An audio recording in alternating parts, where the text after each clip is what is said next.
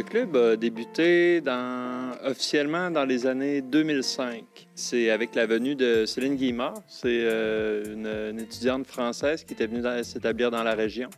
Puis petit à petit, elle avait déjà fait de l'escrime dans son coin en France.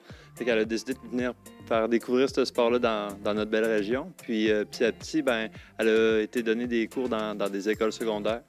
C'est comme ça que moi, j'ai découvert, j'étais dans les premières élèves du club.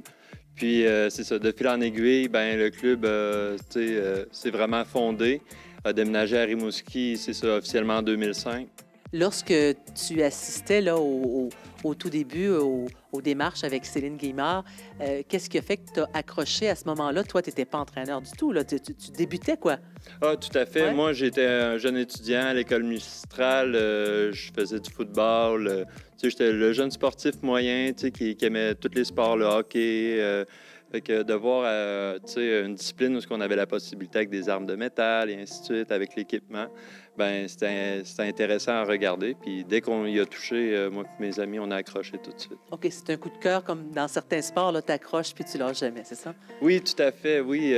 C'est sûr, au début, on était quelques-uns dans un gymnase, fait que, tu sais, on voyait pas ça comme... tu sais, on connaissait pas la discipline, tu sais, on savait pas, tu sais, qu'on pouvait se rendre avec des compétitions, tu sais, tout comment que ça fonctionnait. Fait que c'est vraiment après, à partir de mon cégep, que quand le club a commencé à se développer à Rimouski, on a commencé à se développer plus sérieusement.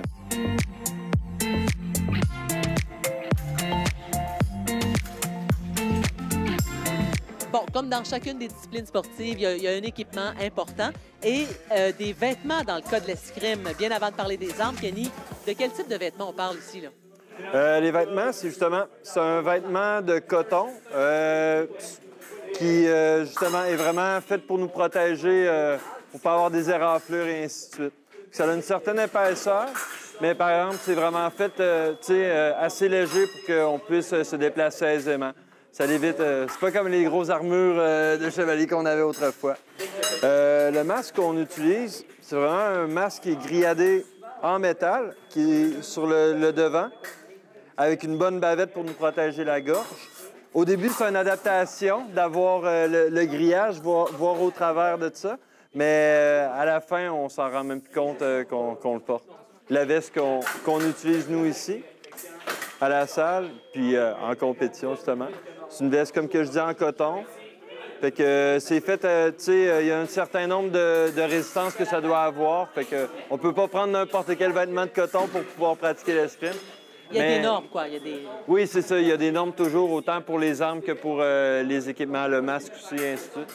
Bon, passons maintenant aux armes, aux épées. Montre-moi ce qui existe et ce que vous utilisez ici. D'abord, c'est l'arme que nos plus jeunes, parce qu'il est possible de débuter l'escrime à partir de 6 ans.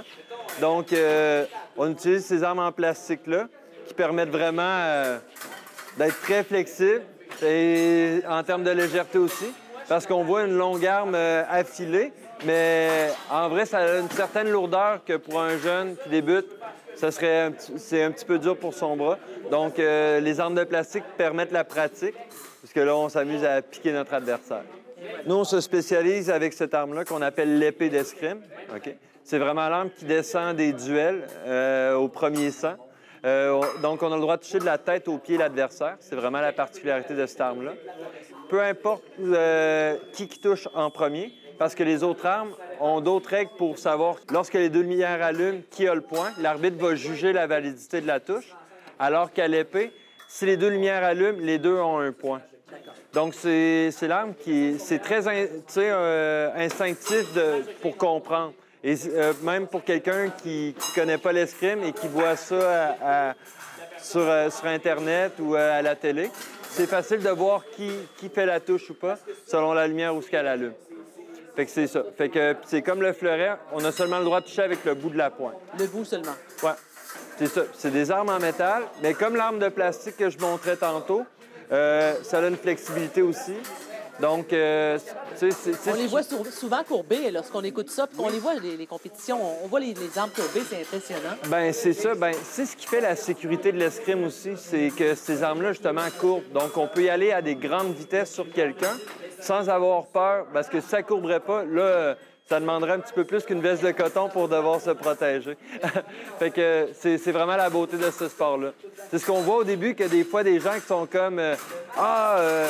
tu sais, qui sont plus chevaliers dans l'âme puis qui aimeraient plus avoir une grosse arme. Mais en termes de pratique du combat puis pouvoir expérimenter à des vitesses qu'on voudrait aller dans un combat, je crois que l'escrime, c'est une très belle option, sécuritaire et pour tout le monde. Lorsqu'on entend le mot arme blanche, c'est un peu effrayant parce qu'on pense tout de suite à épée tranchante, couteau tranchant. Mais dans ce cas-ci, la sécurité est très importante et j'aimerais que tu m'expliques justement comment ça se fait que c'est si sécuritaire. Bien, justement, c'est des aciers qui sont hautement vérifiés pour leur validité. On ne peut pas acheter n'importe quelle épée à n'importe où, justement. Il y a des certifications pour pouvoir produire des lames d'escrime. Puis ensuite de ça, le but, c'est vraiment d'arriver pour faire un point de... Ici, il y a un ressort avec un bouton que lorsqu'on l'appuie au fond, c'est ce qui permet de faire un point. Donc, le but n'est pas vraiment de transpercer son adversaire et tout.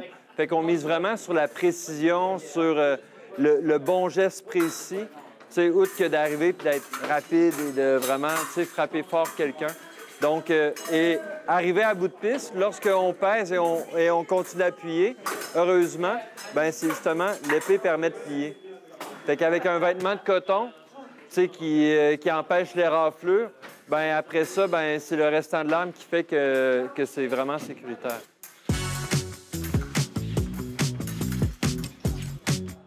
L'emphase qu'on met beaucoup, tu sais, parce que de prime abord, tu sais, en première vue, on voit que c'est un sport d'opposition. Mais on est en région, on combat souvent contre les mêmes personnes, on n'a pas des niveaux différents. Donc, le partage, c'est énormément important. Donc, mes plus expérimentés ont le devoir puis ils le font avec plaisir aussi. Mais on fait vraiment une ambiance que quelqu'un, peu importe la journée qu'il y a eu, tu sais, avant de rentrer au club, c'est un petit oasis de paix, justement. Tu sais, que quand on vient ici, moi, c'est le même que j'ai vraiment, après, rentré entraîneur à temps plein. C'est que c'est ça, tu sais, avec les études, le travail, les implications sociales qu'on fait un petit peu partout à Mané, on en a beaucoup, beaucoup. Puis quand je venais à l'escrime, c'est comme, waouh, tu sais, c'est vraiment une place où ce que là, j'oublie tout, j'ai pas le temps de toute façon, j'ai quelqu'un en face de moi qui veut, qui veut me toucher avec un épée.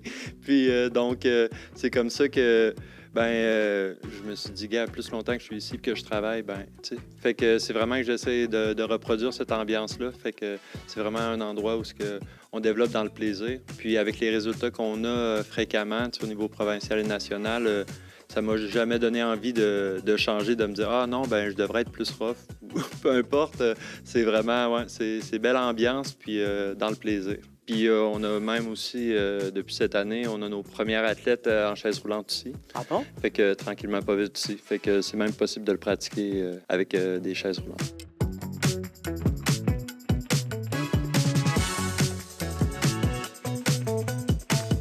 Dis-moi, comment tu te sens quand tu es en compétition devant un adversaire? Qu'est-ce qu'on ressent dedans avec tout l'équipement là, et les armes et tout ça? Quand je me bats, j'ai l'impression d'être juste... J'ai l'impression qu'il n'y a plus rien, puis juste d'être devant quelqu'un. Comme je fais juste penser à ce que je vais faire prochainement dans mon combat, à planifier ce que je vais faire contre mon adversaire.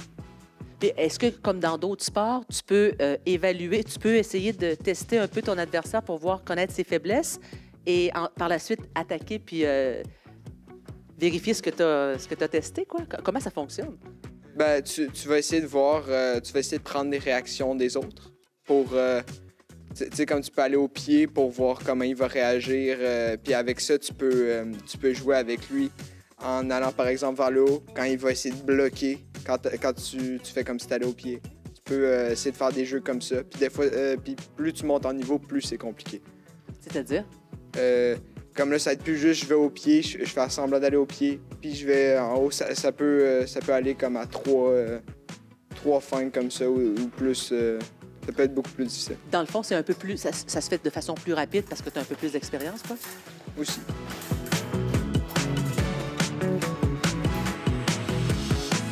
Là, maintenant, on va vous montrer quelques mouvements qui sont souvent utilisés par les escrimeurs. Benjamin va faire l'attaque de base à l'escrime qu'on appelle la fente.